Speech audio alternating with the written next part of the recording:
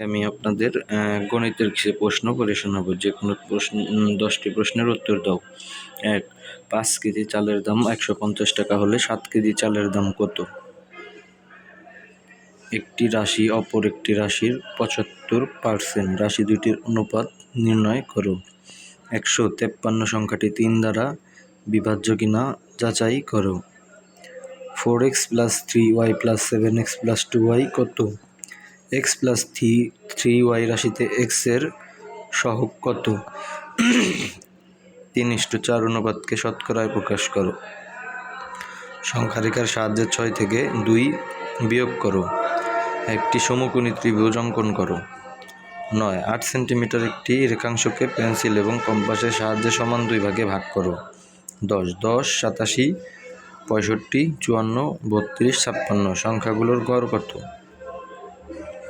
একটি ছাত্রাবাসে 50 জন ছাত্রের 7 দিনের খাবার মজুদ আছে। ওই পরিমাণ খাদ্যে 12 জন ছাত্রের কত দিন চলবে? 12। একটি আয়তন ক্ষেত্রের দৈর্ঘ্য 5 সেন্টিমিটার এবং প্রস্থ 8 সেন্টিমিটার হলে ক্ষেত্রফল কত? 13। 1 থেকে 10 পর্যন্ত সংখ্যাগুলোর গড় কত?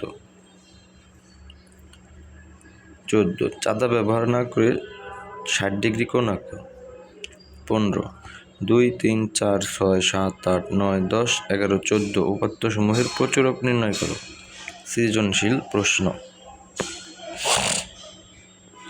প্রত্যেক বিভাগ থেকে ন্যূনতম একটি করে মোট 5টি প্রশ্নের উত্তর দাও। ক বিভাগ পাটিগণিত। কোনো কাজ আশানুর 20 দিনে এবং রনি 30 দিনে করতে পারে। আশানুর 20 দিনে এবং রনি 30 দিনে করতে পারে। তাদের দৈনিক মজুরি যথাক্রমে 500 টাকা এবং 400 টাকা। তারা একত্রে 3 দিন কাজ করার পর বাকি কাজ রনি এক দিনে সম্পন্ন করে। আশানুর এবং রনি একত্রে একদিনে কতটুকু কাজ করতে পারে? কাজটি কত দিনে শেষ হয়েছিল? যদি প্রত্যেক আলাদাভাবে কাজটির 5 থেকে 16 অংশ সম্পন্ন করে তাহলে তাদের প্রাপ্ত মজুরির অনুপাত নির্ণয় করো।